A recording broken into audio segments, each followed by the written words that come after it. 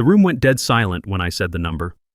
You know that kind of silence where even the background jazz stops playing? That's what happened at Summit Financial's holiday party when I told them I'd just sold my hobby project for $25 million. But I'm getting ahead of myself.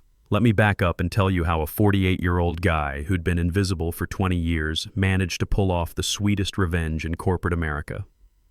I was cleaning coffee grounds out of the office machine when I heard Brad's voice echo down the hallway, loud and self-congratulatory as always. He was probably giving credit to Steve or Jason for fixing another problem I'd actually solved 6 months ago. I looked at the dirty filter in my hand and thought, at least this thing gets used. My name is Gary Hoffman. I'm 48 years old, and for the past 20 years, I've been the guy who keeps Summit Financial Corporation from bleeding money through fraud and compliance gaps. Not the guy who gets credit for it, mind you. Just the guy who does it. 20 years. Let that sink in for a minute. I started working at Summit when I was 28, fresh out of college with a computer science degree and big ideas about making a difference in the financial world. Back then, the company was called Morrison & Associates, and it actually felt like the kind of place where hard work mattered, where solving problems got you noticed. That was before 3 mergers, 2 name changes, and about 15 different modernization initiatives that somehow always involved laying off the people who actually knew how things worked. I sat 4 doors down from the corner office for 20 years, holding together our risk management systems with the kind of methodical precision that kept regulators happy and executives sleeping well at night. I wasn't flashy, I wasn't political, I didn't hang around the break room talking about fantasy football or volunteer for those ridiculous team-building retreats where grown men throw foam balls and talk about synergy. But I got things done, fixed broken fraud detection algorithms that would have cost us millions in fines, built custom reporting systems that actually worked, unlike the expensive consultants' solutions that crashed every other month, streamlined our compliance workflows so tight that legal called them bulletproof, before Brad made them stop using terms that sounded outdated. And in all that time, through all those late nights and weekend emergency fixes, nobody asked what I was building after hours. The moment things really shifted was about 5 years ago, when Brad Collins arrived. Fresh MBA from some fancy school, 32 years old, and convinced that everything before his arrival was ancient history. He had that particular brand of confidence that comes from never having to fix something you broke yourself. At first it was subtle. A nod here, a look there.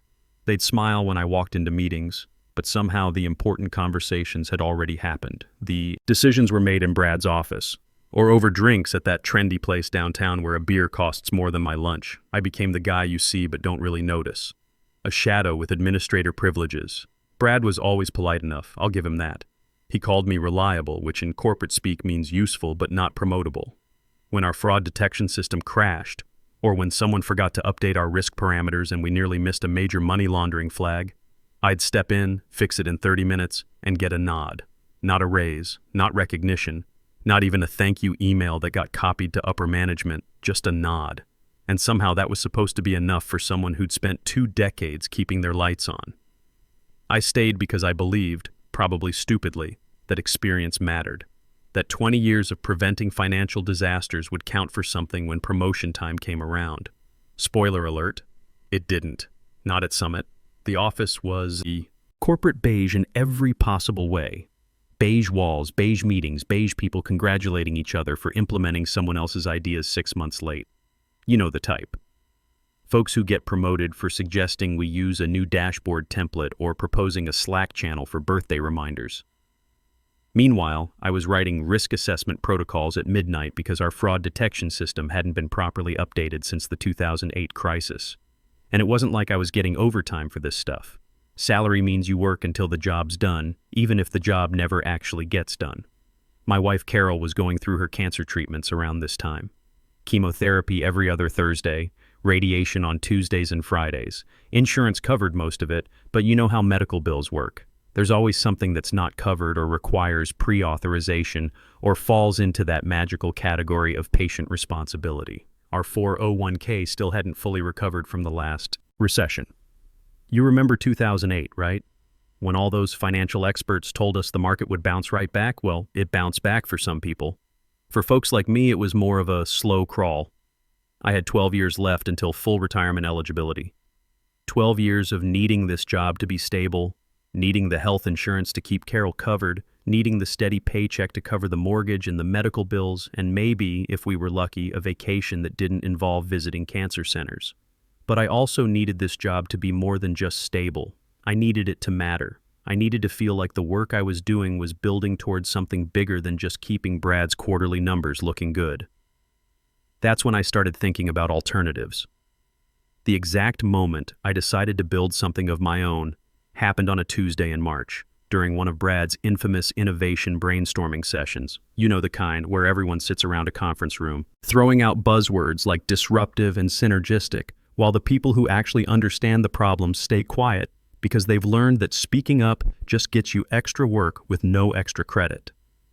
Brad was going on about how we needed to think outside the box when it came to fraud detection. He'd just read some article about artificial intelligence in Banking Technology magazine and was convinced we were falling behind the competition, which was funny because our biggest competitor had been using my old algorithm for 3 years after one of their consultants reverse engineered it from a presentation someone leaked. I raised my hand, calm, steady, professional. I've actually been developing something in that space, I said. A fraud prevention tool that could identify suspicious transaction patterns in real time.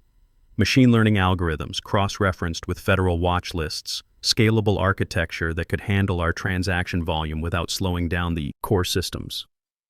The room got quiet. Not the good kind of quiet where people are impressed, but the awkward kind where everyone's wondering if the weird uncle just said something inappropriate at Thanksgiving dinner. Brad smiled that patronizing smile he'd probably practiced in business school. The one that said that's cute without actually using words. That's interesting, Gary, he said, but let's not reinvent the wheel here. We need enterprise-level solutions, not garage projects. Focus on what you do best, keeping the trains running on time. He never asked what programming language I'd used, never asked what fraud patterns it detected, never asked which compliance standards it met, never asked to see a demonstration or a proof of concept or even a basic flowchart. He didn't even look. Just dismissed 18 months of evening and weekend work with the wave of a hand and moved on to asking marketing what they thought about gamifying the user experience. I sat there for the rest of the meeting, nodding at appropriate intervals, making the occasional good point noise when someone suggested we needed more robust stakeholder engagement. But inside, something had shifted, something permanent. After the meeting, I sat in the parking garage for 20 minutes just staring at my steering wheel. You know that moment when you realize someone has become so accustomed to overlooking you that they've gone functionally blind, not just to your work, but to your capabilities entirely. I wasn't angry. Anger was too simple for what I was feeling. It was more like clarity, like finally understanding the rules of a game I'd been playing wrong for 20 years. That night, I went home and opened my personal laptop. Carol was upstairs resting after her chemo session, and the house was quiet except for the hum of the refrigerator and the distant sound of our neighbor's TV. I created a new folder on my desktop, called it Risk Shield Pro. Then I got to work. The first 6 months were the hardest.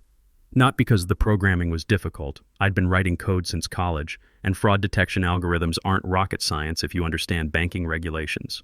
The hard part was doing it right, doing it so thoroughly that no one could ever question whether it was mine. I documented everything, every line of code, every decision point, every late-night breakthrough when I figured out how to reduce false positives by 40%. I saved every email, every Google search, every Stack Overflow question I asked about machine learning libraries. I rented server space from Amazon Web Services under my own name, using my personal credit card. Set up a cloud development environment that Summit's IT department couldn't access even if they wanted to. Bought books on artificial intelligence and financial crime with my own money, kept the receipts. Every night after Carol fell asleep, I'd sit at the kitchen table with my laptop and build something that could spot fraud. Patterns our current system missed completely. Transaction velocities that indicated money laundering, account behaviors that suggested identity theft, network analysis that could trace suspicious funds across multiple institutions. It was beautiful work, if I say so myself. Clean, efficient, scalable. The kind of system that could save a company millions of dollars and thousands of hours of manual investigation. And it was all mine. The breakthrough came during month 8, when I cracked the real-time analysis problem. See, most fraud detection systems work like burglar alarms. They tell you something bad happened after it's already over. But what if you could spot the pattern while it was developing? What if you could stop the fraudulent transaction before it completed? That's what Risk Shield Pro could do. 6-second analysis time, 99.2% accuracy rate, clean visual reports that even executives could understand. I tested it against historical data from Summit's own transaction records, the stuff I could access legally through my regular job, and it caught every single case our current system had missed over the past 2 years, plus about 50 cases our current system had never even flagged. I should have been excited, should have been proud. Instead, I felt something darker and more satisfying. I felt vindicated because I knew something Brad didn't know. I knew that while he was sitting in his corner office talking about innovation and disruption, I was actually building the future of financial crime prevention, and he'd already told me, in front of witnesses, that he wasn't interested. By year 2, I had a fully functional prototype. By year 2.5, I had something that could compete with systems that banks paid $50 million to license. And I had something else too. A paper trail that would make any intellectual property lawyer weep with joy. Development logs with timestamps. Cloud service invoices in my name, personal, equipment purchase records, email threads where Summit's management explicitly declined to review my work. Most importantly, I had that Tuesday meeting where Brad had dismissed my idea without even looking at it. Steve Martinez from compliance had been there. So had Linda Walsh from legal. So had 6 other people who could testify that Summit had been offered first refusal on the technology that was about to change everything. And they'd said no. That's when I started making phone calls. The first company I called hung up on me. Not literally, but close enough. Their director of technology listened to my pitch for about 3 minutes before explaining that they weren't currently evaluating unsolicited technology proposals from individual developers. Translation: we don't buy software from random guys who call us out of the blue. Fair enough. I didn't exactly have a sales team or a marketing department. What I had was a laptop full of code that could revolutionize fraud detection, and a burning need to prove that 20 years of experience actually meant something. The second company was more polite but equally uninterested. The third asked if I was selling on behalf of Summit Financial, and when I said no, they seemed confused about why I was calling them at all. It took me 6 weeks to find Apex Risk Solutions. They weren't the biggest name in financial technology, but they were smart. Small enough to be agile, big enough to handle enterprise clients, and focused specifically on fraud prevention for mid-sized banks and credit unions. Most importantly, they answered their phone when unknowns called. I scheduled a meeting for a Thursday afternoon in November, told Brad I had a doctor's appointment, which wasn't entirely a lie since Carol had a follow-up scan that morning and I was nervous enough about the results that I probably should have seen a doctor myself. Their office was in a converted warehouse downtown, all exposed brick and polished concrete. Floors, no corporate buzzword posters, no motivational quotes about teamwork, just 3 partners, a legal advisor, and a conference room with a whiteboard covered in actual work instead of empty business speak. I'd rehearsed my presentation for weeks, but once I sat down, it just flowed. I pulled up Risk Shield Pro on my laptop and ran a live demonstration using sanitized transaction data from a publicly available fraud prevention database. 6 seconds. That's how long it took for my system to analyze 10,000 transactions and flag every single suspicious pattern. Money laundering schemes, identity theft, account takeovers, transaction structuring, everything that traditional systems miss or catch too late. The room went quiet, but it was the good kind of quiet this time. The kind where smart people recognize something valuable when they see it. "You built this independently?" asked Sarah Williams, the senior partner. "In my spare time," I replied, pulling out my documentation folder. Development logs with timestamps showing 2.5 years of work, all conducted off Summit's network, on personal equipment. Cloud service invoices billed to my name. Screenshots of internal emails where Summit had explicitly declined interest. My current employer had first right of refusal, I explained. They declined to review it. Formally. I showed them the email thread from legal. The subject line still made me smile. Hoffman application. Management review. The message was brief but crystal clear. MGMT reviewed, not aligned with current priorities, no IP filing requested. Treat as personal hobby project. Sarah's partner, Michael Rodriguez, leaned back in his chair. "You're saying they had a chance to see this and said no? They never even asked for a demonstration." There was a long pause while they processed that. Then came the question I'd been waiting for. What would it take for us to license this? I'd done my research. Similar fraud prevention tools were licensing for 20 to 30 million, depending on capabilities and client base. But I didn't want to just sell it and walk away. I'm thinking partnership, I said. Exclusive licensing rights plus ongoing development and consulting. Your company handles sales and implementation. I maintain and improve the core technology. We spent the next 2 hours working through details, technical specifications, performance benchmarks, scalability requirements, regulatory compliance. These weren't people who got impressed by flashy presentations. They wanted to understand exactly how the system worked and why it was better than existing solutions. By the end of the meeting, we had the framework for a deal. $25 million for exclusive licensing rights, plus $1.5 million per year for ongoing consulting and development. A joint venture agreement that would let me keep technical ownership while they handled the business side. They wanted to run the system through their own testing protocols, which was fine with me. I was confident it would perform exactly as advertised. We scheduled a follow-up meeting for the following week to finalize terms. That's when things got interesting. 3 days after my meeting with Apex, Summit's legal department made a mistake that turned out to be the best gift I'd ever received. They copied me by accident on an internal email thread about intellectual property and personal projects. The subject line read, Hoffman Technology, Final Determination. I opened it with my heart pounding, expecting to see some kind of legal challenge to my ownership of RiskShield Pro. Instead, I found the most beautiful email I'd ever received. Legal has reviewed the Hoffman fraud detection application. Management confirms no company interest in pursuing development or IP protection. Technology was developed using personal resources outside company network. Recommend treating as personal hobby project with no business relevance. No further action required. I printed that email and put it in my safe deposit box. By December, Apex and I had signed all the agreements. RiskShield Pro would operate under a newly formed joint entity called Advanced Fraud Analytics. I'd retain technical ownership and development control. They'd provide capital, legal support, and handle business development. The cleanest deal I'd ever been part of, and nobody raised their voice once. Then I went back to Summit for what I knew would be my final few weeks. Every morning I showed up at 8:15, same as always. Fixed Brad's broken dashboard when someone corrupted the quarterly reporting metrics. Stayed late to help junior analysts with compliance updates that someone else would present to management. And through it all, I said nothing. No announcements, no hints, no changes to my routine. Same navy suits, same sensible sedan, same invisible presence in a building that assumed it still controlled my professional future. There's something almost meditative about walking around a place that thinks it owns your next career move while knowing it doesn't even own your current project. Every time Brad made jokes about keeping innovation in-house, I just nodded. Every time someone talked about the importance of team players, I agreed completely. Let them believe what they needed to believe. The press release was scheduled to go live on the Monday after Summit's holiday party. Perfect timing, really. They'd have the weekend to process the news before having to face me at work, if I was still planning to be there, which I wasn't.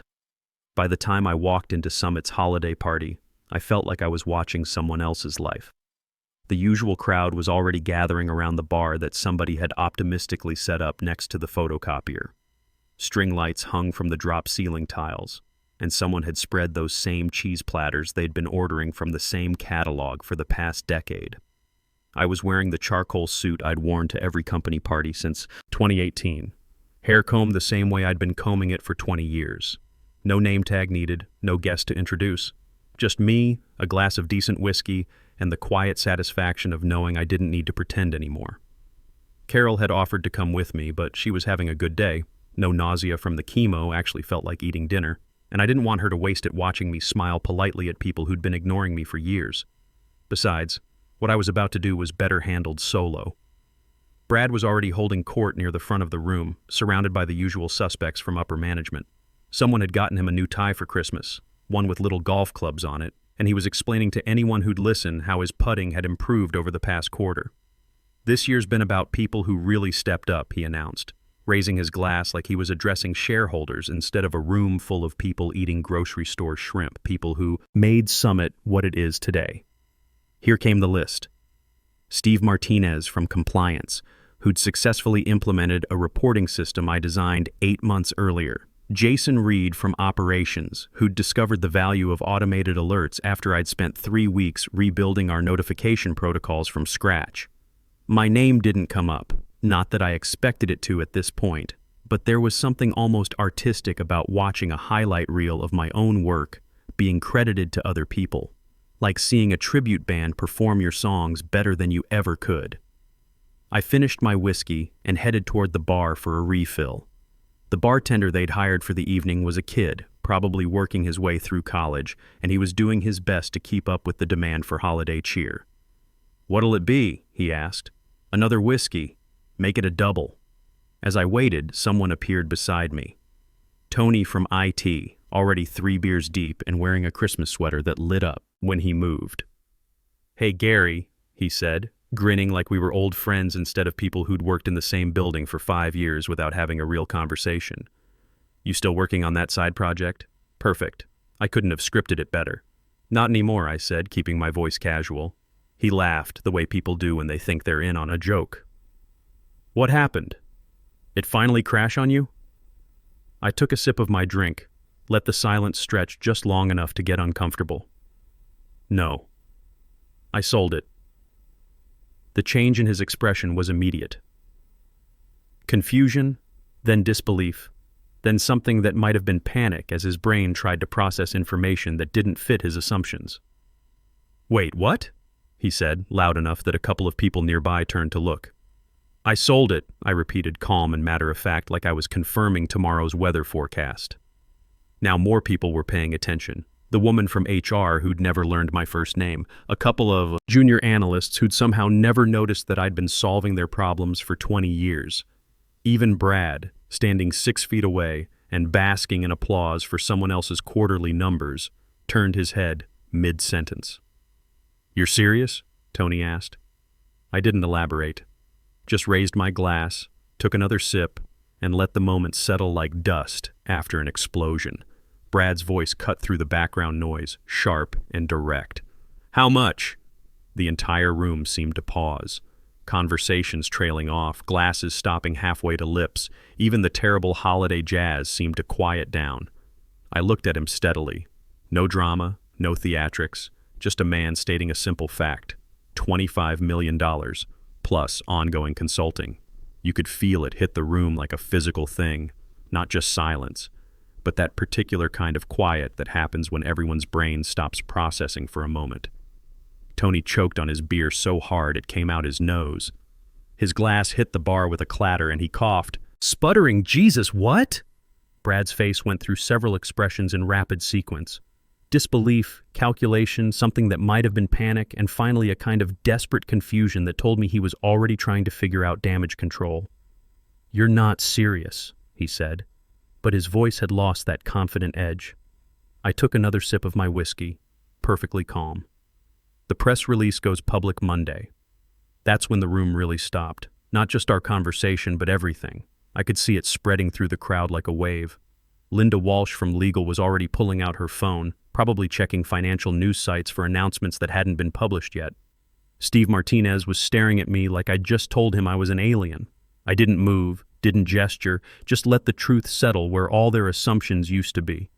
For 20 years, I'd been fixing their problems, improving their systems, making everyone else look competent while staying invisible. Not anymore. I set my glass down gently on the bar. No ceremony, no speech, just the weight of reality replacing years of being overlooked. Risk Shield Pro, I said quietly, answering the question nobody had asked yet. Fraud prevention system. Apex Risk Solutions wanted exclusive licensing rights. Brad's mouth opened and closed like he was trying to speak underwater. Around us, the party had effectively ended. People were having urgent conversations in hushed tones, trying to figure out what this meant for them, for the company, for the fraud detection systems they'd been relying on. I pulled out my phone and checked the time. 7:30. Carol would be wondering how things went. I should get going, I said to no one in particular. Early meeting tomorrow. Which was true. Highland Financial Group had scheduled a breakfast meeting to finalize my offer as their new chief risk officer. Full autonomy, my own development team, and the resources to build whatever I thought the industry needed. They'd done their homework on Risk Shield Pro. More importantly, they'd done their homework on me. As I walked toward the exit, I heard Brad calling my name. Something about needing to discuss intellectual property, about company policies, about how we could work something out. I kept walking. There was nothing left to work out. Monday morning's press release was perfect. Highland Financial Group announcing their new Chief Risk Officer and exclusive partnership with Advanced Fraud Analytics, the company behind revolutionary fraud prevention technology that was already saving clients millions. The article called Risk Shield Pro Foundational Technology for Next-Generation Financial Security and quoted me as a veteran banking professional with deep industry expertise and a track record of innovation. No mention of Summit Financial, no footnote about where the technology had been overlooked or dismissed. Just the truth, clean and documented. I got a text from Carol around noon. She'd seen the LinkedIn notifications and was laughing so hard she could barely type. My son called from Denver, proud and amazed that his old man had been working on something so big without telling anyone. But the message that mattered most came at 6:23 p.m., a text from an unknown number. Highland Financial looks forward to working with you. Congratulations on the recognition you deserved all along. 6 months later, Risk Shield Pro prevented a $12 million fraud attempt at one of Highland's major clients. The system I'd built in my spare time, the one Brad had dismissed as a garage project, had just saved someone's entire quarterly profit margin. The industry recognition came quickly after that. Banking Technology magazine called it Innovation of the Year. Risk Management Weekly featured me on their cover with the headline, The Quiet Revolution in Fraud Prevention. I framed that one not out of ego, but because it captured something important. 20 years of being overlooked had taught me that the best revenge isn't making noise. It's making something so undeniably valuable that silence becomes impossible. The quiet ones aren't always planning revenge. Sometimes we're just planning ahead, building something so valuable that the people who overlooked us will spend the rest of their careers wishing they'd asked better questions. Experience doesn't demand respect by making noise. It earns it by creating results that speak louder than any meeting room ever could.